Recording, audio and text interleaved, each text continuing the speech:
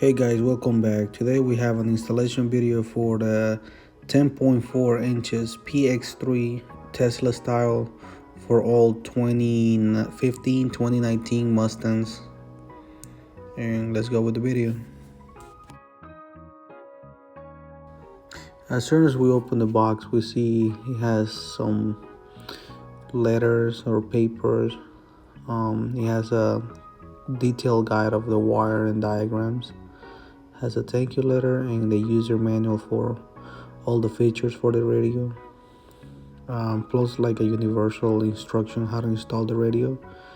Once again, thank you for the guys on Manchi to send me this unit, and if you guys want me to make more videos of how to use it or install new teams, please let me know.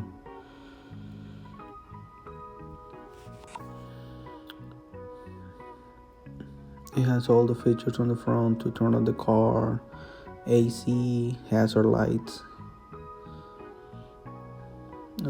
That's all the wires, all the connections. It's a plug and play unit, pretty straightforward. That's the antenna. You can put her anywhere on the vehicle. It has pretty good reception. I put it right on top of it. Then we got the main harness that it goes to the car, and it goes to the CAN bus, so you can use your factory camera. That's the USB. That's the antenna, and that's another, just a cover, and that's another microphone and another USB cable. That's the CAN bus, so you can use your camera, your factory camera. You don't have to add another one.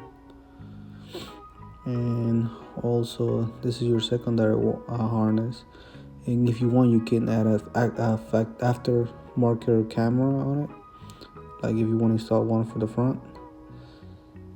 And this if you want to add an amplifier. It goes to the back of the unit, and the two antennas, one is for the Wi-Fi and the other one is for Bluetooth. Starting with the installation is pretty straightforward. Removing the side panels, I already removed all the panels. Just leave like one or two tabs just for demonstration purposes. Just be extra careful. Those tabs in the backs tends to break with because of the heat. The front of the unit, you have 4 screws, 2 on the top and 2 on the bottom. To have more room, you can remove the screws from the bottom of the console, so you have a little bit more room to slide out the unit, the main unit. You can just pop the shifter where the shifter sits, and that's how the unit comes out. Remove 2 plugs for the 12 volts and the 2 main for the console for the AC controllers. That's the 12 volt accessory, and the other one on the other side is the USB. You're not gonna use it anymore because you have to use the one that comes with the radio. Now let's move to the screen. You have 4 screws and 1 connector in the back of the screen.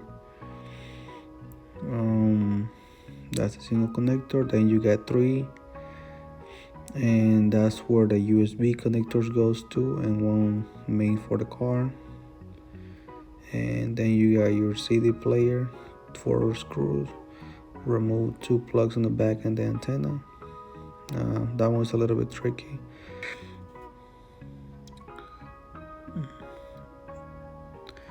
Now we move to the connections. You got the camera, the main harness, and the other side of the main harness go to the CAN bus. And you got the 2 on the bottom. Those 2 on the bottom goes directly into the radio. Remember the USB from the factory, don't use it anymore, and make sure you connect the 12 volt accessory in the front of the unit. This is a picture how it looks. All the connections done, the Wi-Fi antenna, the Bluetooth, the main antenna of the radio, and all the different connectors. Now, after everything's plugged, you can turn on your car, make sure everything works. Right now, I'm just gonna do a quick review, make sure everything, all the AC components are working, make sure the fans goes on, turn it on and off. You have the other main button. Want to turn the compressor for the AC. Um,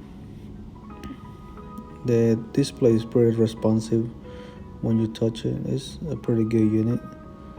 Then you can graduate, the temperature.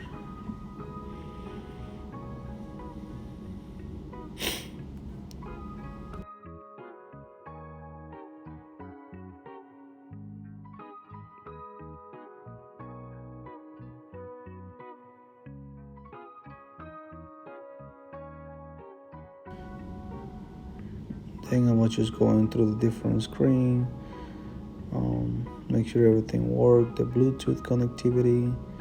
You can connect your phone, play music. You get the navigation. For this, you need Wi-Fi. Make sure you update your the GPS. Um, Check all the control from the steering wheel. Make sure they're responsive. They were working perfect. No issues. The toggle switches on the bottom. That's for the mode. That's if you want to go from Bluetooth to that's the video. It comes with a part of a movie preloaded already. That's the Bluetooth. Then you get the steering wheel control to go normal, sport, and then you got the traction control, the hazard lights. This is how the unit looks already installed. I update the maps. It's pretty responsive. You don't need Wi-Fi, or at least the Google Maps. That's the advantage. That once you download the maps, you don't need Wi-Fi. But also on the side, I order an Apple CarPlay attachment, and so I can connect directly into my iPhone and I can see the maps on live without requiring data directly into the console. It's a good feature at adding the Android Auto or Apple CarPlay into this unit, so you're able to have live traffic, with no problems. Let me know if you want me to show how to replace or put in different themes or looks into the unit. It's a special setting that you need to go. And if you're new to the channel, please consider subscribing. And any question, please leave it on the comments. Thank you for watching.